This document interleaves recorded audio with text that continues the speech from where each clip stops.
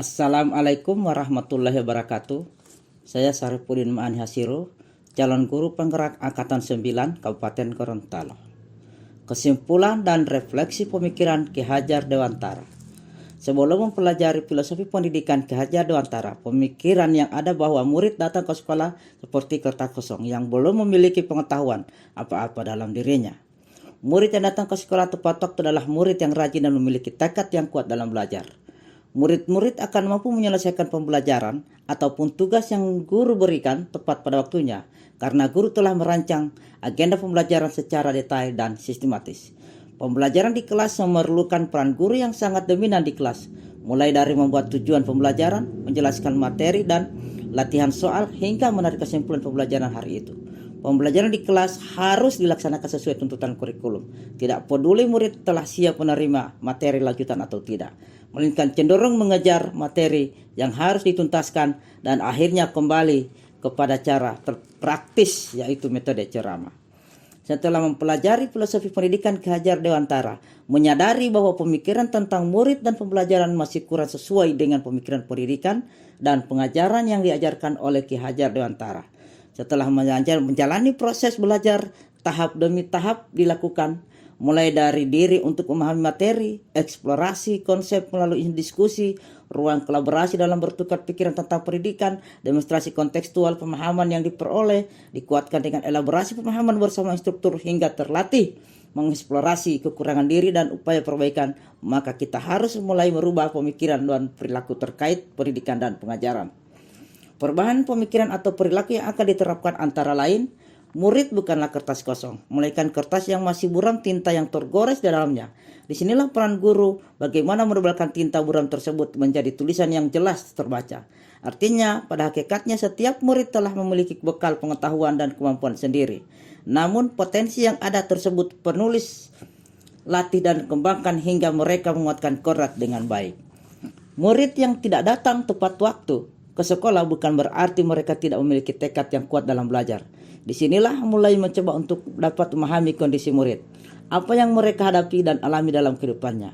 Karena peran pendidik tidak melulu tentang pengajaran materi, melainkan mendampingi setiap proses tumbuh kembangnya laku anak agar menjadi pribadi yang lebih baik. Tidak semua murid memiliki kemampuan dan kecepatan yang sama dalam memahami sesuatu.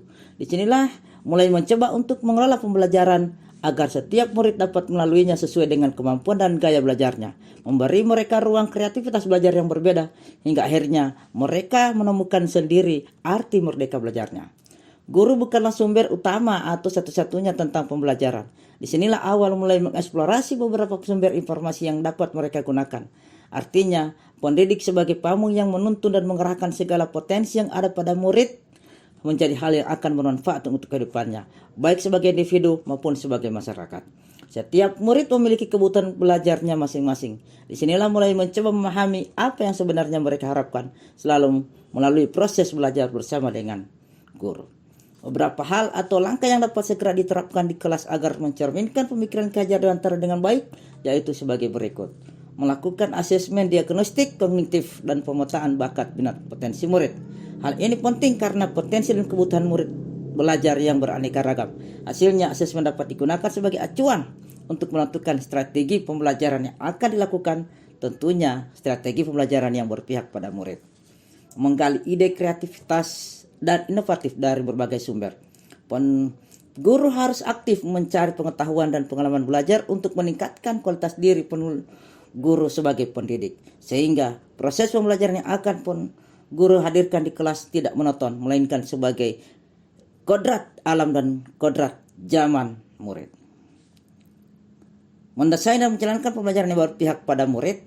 Pembelajaran yang berpihak pada murid, salah satu cara yang akan guru lakukan yaitu memberikan kebebasan kepada murid dalam menentukan gaya belajarnya, membangun sendiri pengetahuannya dan secara aktif terlibat dalam kegiatan pembelajaran, sehingga murid memahami makna merdeka belajarnya seutuhnya, akan berusaha menghambakan diri pada murid, artinya melayani setiap kebutuhan belajar murid dengan suci hati dan ikhlas, agar mereka dapat mencapai keselamatan dan kebahagiaan yang setingginya, baik sebagai manusia maupun sebagai anggota masyarakat. Melakukan evaluasi dan refleksi sebagai upaya perbaikan kualitas pendidik dan pengajaran. Hal ini penting dilakukan untuk mengetahui kekuatan dan kelemahan dari pembelajaran yang dilakukan. Kegiatan refleksi harus dilakukan untuk setiap metode pembelajaran yang diberikan, apakah sudah sesuai dengan kebutuhan murid atau tidak. Selain poin-poin yang telah disebutkan di atas, juga akan melaksanakan pembiasaan positif guna menciptakan budi pekerti yang baik. Pembiasaan yang akan lakukan antara lain mengawali aktivitas pembelajaran dengan berdoa, menanyakan kabar dan mendoakan hal-hal baik untuk murid, selalu memberikan apresiasi setiap proses belajar murid, selalu memberikan kata-kata positif satu sama lain, memberikan teladan, sikap berani mengucapkan maaf ketika melakukan kesalahan dan terima kasih untuk bantuan dan pujian.